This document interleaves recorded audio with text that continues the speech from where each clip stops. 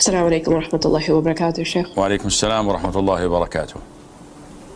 Sheikh, so suppose a woman, she blind follows you in Islamic verdicts, and she puts nutmeg in her dish without knowing it, and then afterwards she comes to find out.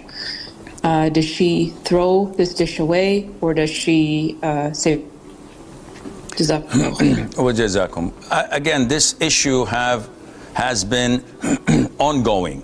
The issue of nutmeg and whether it's intoxicant or not is an issue of dispute among scholars. They all agree that it is an intoxicant, but they differ whether using a very small portion of it is permissible or not. And I bet, though betting is haram, but this is a figure of speech, don't quote me. Those who slander me and speak about me drinking alcohol-free beer, which was like 15 years ago before I became diabetic and I stopped. And they say the Sheikh drinks beer, he gets wasted, he does this, he does that, and they make videos out of it.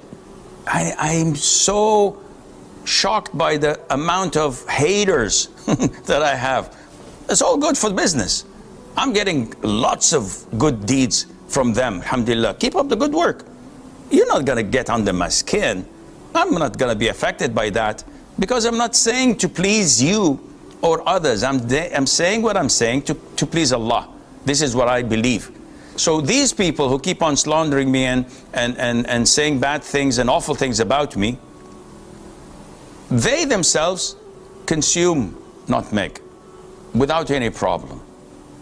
And subhanallah, how they weigh with two different scales. Anyhow, my inclination is that it's not permissible. Though, here in Saudi Arabia and a lot of the standing committees of IFTA say that if it's a negligible amount, it's permissible. And this is why it is sold within food and is permitted here in Saudi Arabia. And this is a respected opinion.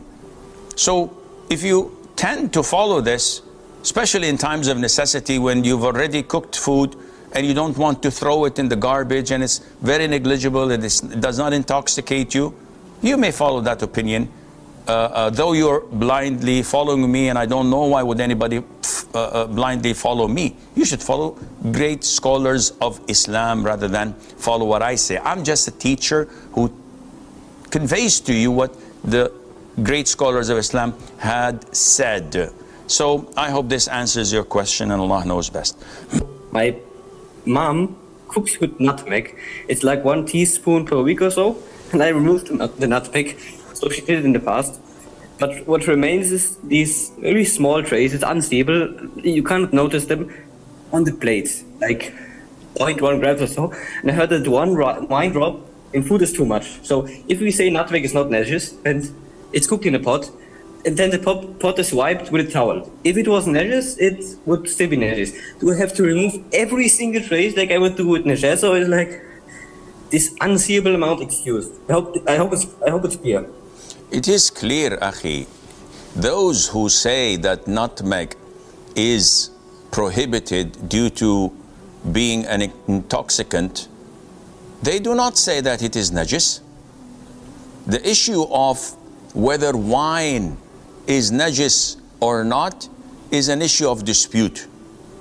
And great scholars of Islam stated that it is not najis physically, because there is no ayah or hadith that states that it is najis physically.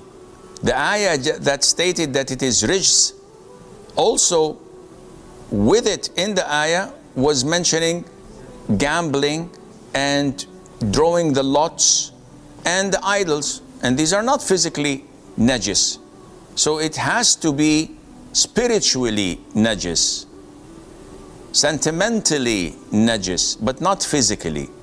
And among this, the evidences that some scholars have used was the hadith of Anas, when the prohibition of wine was revealed in the Quran. All the companions poured it on the streets of Medina, and the Prophet did not tell them, alayhi salatu wasalam, to avoid walking on the streets or to cleanse their shoes before praying because of its impurity or najasa. Therefore, coming back to nutmeg, even the scholars who say that it is intoxicant, they say that hashish or cannabis, whether marijuana or hash or whatever, or pot, they say that physically it's not najis. If I touch it, I don't have to go and wash my hands before prayer because there is no impurity in it physically. Therefore, what you have done is sufficient, and Allah Azza wa Jal knows best.